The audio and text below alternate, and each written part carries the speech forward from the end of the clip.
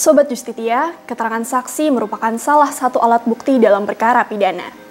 Bagaimana jadinya ya apabila keterangan yang disampaikan merupakan kesaksian palsu? Kuasa hukum Basuki Cahayapurnama atau Ahok meminta majelis hakim mengesampingkan kesaksian atas nama Wiliudin Abdul Rashid Dhani. Sebab kesaksian yang ia berikan adalah palsu. Saat ditanyakan oleh majelis hakim pada persidangan tentang keterlibatan Shane Lucas dan Mario Dandi, mengaku dirinya memberikan keterangan palsu kepada penyidik kepolisian. Senin malam, tim pengacara Basuki Cahayapurnama, Rolas Budiman Sitinjak, mengadukan Sekretaris Jenderal Front Pembela Islam Novel Bamukmin ke Polda Metro Jaya.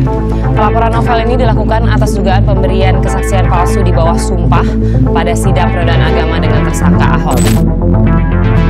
Saksinya kepada Joshua di tanggal 17. Sekarang muncul lagi yang seperti ini, ya. Ini kelihatannya erat kaitannya. Simak di Edukasi Hukum kali ini.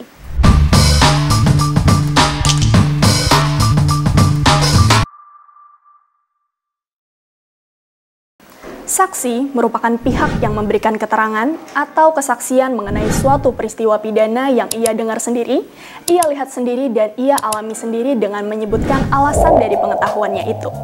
Keterangan saksi diperlukan dalam dua tahapan, yaitu pada tahap penyidikan dan proses persidangan. Sebelum memberikan keterangan pada proses persidangan, seorang saksi wajib mengucapkan sumpah atau janji menurut cara agamanya masing-masing bahwa ia akan memberikan keterangan yang sebenarnya dan tidak lain daripada yang sebenarnya. Bahkan, apabila pengadilan menganggap perlu, seorang saksi juga dapat diwajibkan untuk bersumpah atau berjanji setelah memberi keterangan, sebagaimana ketentuan dalam pasal 160 ayat 4 Kitab Undang-Undang Hukum Acara Pidana. Apabila keterangan saksi dalam persidangan disangka palsu, maka hakim ketua sidang harus memperingatkan dengan sungguh-sungguh agar memberikan keterangan yang sebenarnya dan mengemukakan ancaman pidana yang dapat dikenakan apabila ia diduga tetap memberikan keterangan palsu. Apabila setelah itu saksi tetap memberikan keterangan palsu dengan sengaja, maka saksi dapat ditahan atas perintah hakim ketua sidang atau permintaan penuntut umum untuk kemudian dituntut perkara dengan dakwaan sumpah palsu.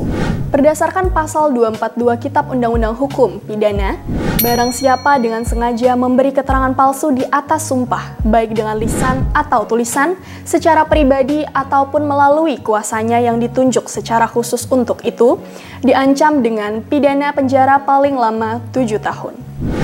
Apabila keterangan palsu tersebut diberikan dalam perkara pidana dan merugikan terdakwa atau tersangka, maka diancam pidana penjara paling lama 9 tahun.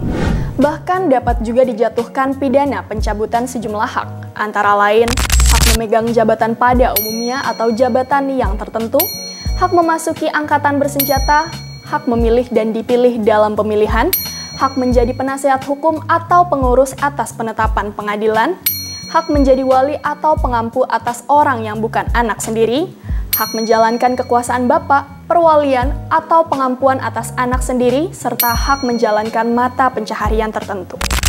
Sekian edukasi hukum kita kali ini. Semoga Sobat Justitia bisa lebih bijak dan jujur dalam menyampaikan suatu hal.